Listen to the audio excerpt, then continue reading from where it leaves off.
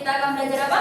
Apa Bu? Teks eksposisi. Yang masih tanya berarti belum membaca ya. Teks eksposisi. Ini di depan sudah ada tulisannya teks eksposisi.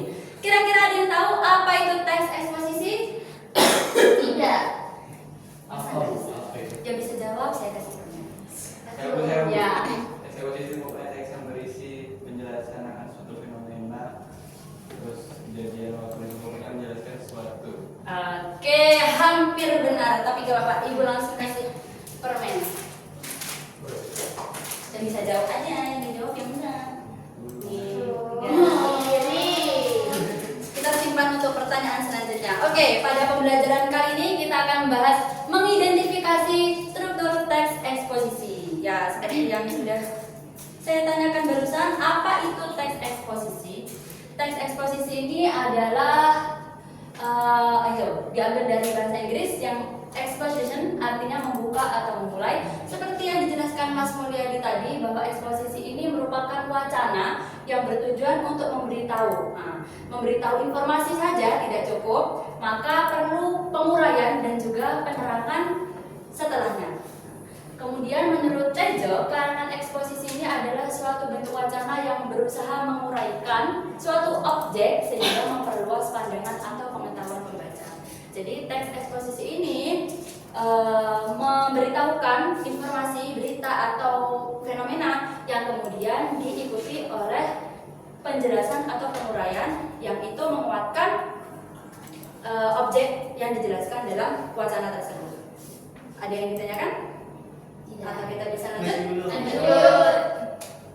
Oke, jadi teks eksposisi ini ada strukturnya. Yang pertama terdiri dari tesis, yaitu pernyataan pendapat, kemudian ada argumentasi, dan yang terakhir ada penegasan ulang atau kesimpulan.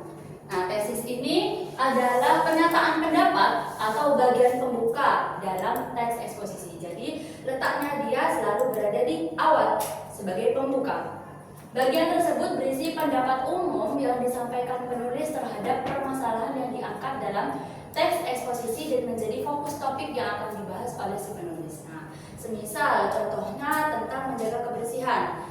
Jadi topik yang harusnya akan dibahas itu harus dijelaskan pada paragraf pembuka. Semisal, mungkin ada yang bisa memberi contoh. Kita sebagai masyarakat ya. Hendaknya turut membantu menjaga kebersihan lingkungan ya. Dan dijelaskan setelahnya. Dari situ kita bisa tahu topik yang akan dibahas tentang kebersihan lingkungan. Itu termasuk dari tesis. Kemudian yang selanjutnya ada argumentasi. Nah, argumentasi dalam teks eksposisi ini penjelasan atau alasan yang disertakan untuk mendukung pendapat atau gagasan utama. Jadi setelah adanya tesis tadi, kan kita sebagai masyarakat hendaknya turut menjaga kebersihan lingkungan. Nah, itu dijelaskan kemudian kenapa dikuatkan dengan adanya argumentasi. Yang pertama tentu mencegah terjadinya demam berdarah. Kemudian yang kedua menjaga keindahan lingkungan. Nah, dan alasan-alasan lainnya. Jadi sebagai penerima informasi kita tidak hanya tahu bahwa kita harus jaga lingkungan. Kenapa? Memangnya kenapa? Jadi harus ada argumentasi atau data-data, fakta, logika yang memperkuat topik sebelumnya. Jadi biasanya dalam teks eksposisi terdapat lebih dari 2 argumen. Karena semakin banyak argumen akan semakin meyakinkan pembaca. Kemudian yang terakhir ini ada penegasan ulang atau kesimpulan yang itu menegaskan kembali pokok-pokok pembahasan utama. Bagian ini biasanya berisi pernyataan yang meneguhkan argumen atau informasi yang telah disampaikan. Biasanya kesimpulan ada di mana? Akhir. Jadi urutan teks eksposisi itu ada tesis, argumentasi, kemudian ada penegasan ulang yang itu menegaskan isi keseluruhan. Bagaimana sampai sini, ada yang ditanyakan? Paham. Kalau begitu,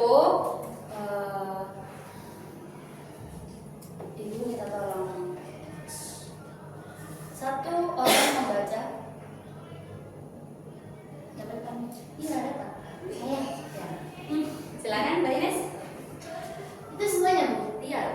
Peran tumbuhan dalam ekosistem dan kehidupan manusia. Tumbuhan memainkan peran yang sangat penting dalam ekosistem dan kehidupan manusia. Mereka tidak hanya berfungsi sebagai produsen utama dalam rantai makanan, tetapi juga memberikan manfaat lingkungan dan kesehatan yang signifikan.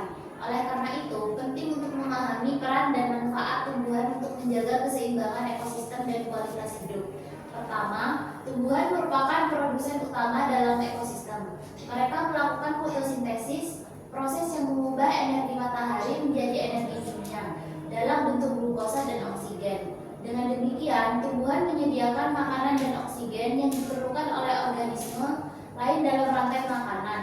Mereka juga berfungsi sebagai dasar dari sebagian besar ekosistem, menyediakan habitat bagi berbagai spesies hewan dan mikroorganisme. Bisa dilanjut teman lain? Bisa dilanjut? Saya Bu, saya aja. Oke.